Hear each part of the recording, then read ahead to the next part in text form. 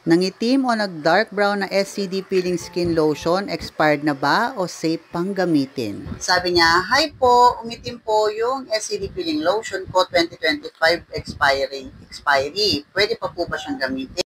The answer is yes, pwede pa po natin gamitin yung mga nag-dark brown na SCD Peeling Skin Lotion as long as hindi pa po nare-reach yung expiration date niya sa ilalim.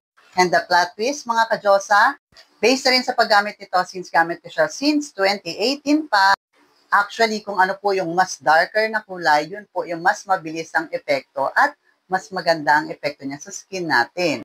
Bakit? Kasi the more po sila nagda-dark, ibig sabihin, mas napipermented po yung product at mas tumataas po yung acid content nito. Kaya syempre, mas intense din yung epekto nito sa skin natin. Ano po ang ibig sabihin?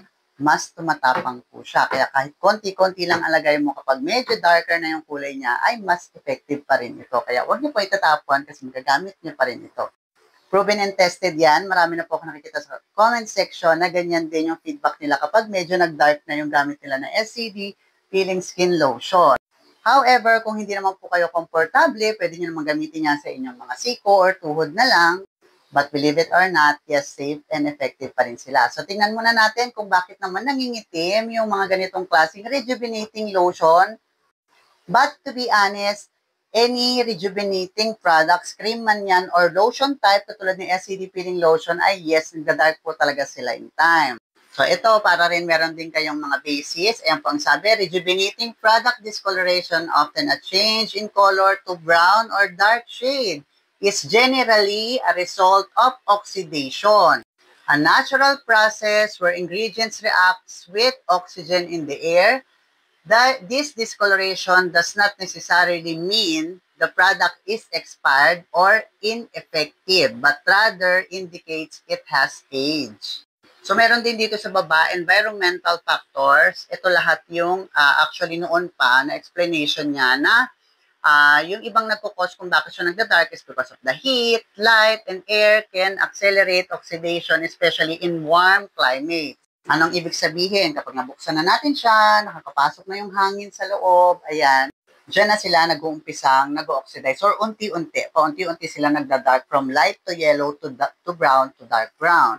Kapag naman lagi siyang naka-expose sa init or naaarawan yung area niyo or marigamgam masyado yung paligid niyo, yun din yung isang cause kung bakit siya nagda-dark. Yun yung mga reason kung bakit siya nangingitim, but it doesn't mean na na-expired siya just because nagda-darker ang kulay niya. Last but not the least, pwede ba itong ilagay sa refrigerator para hindi siya masyadong mainitan?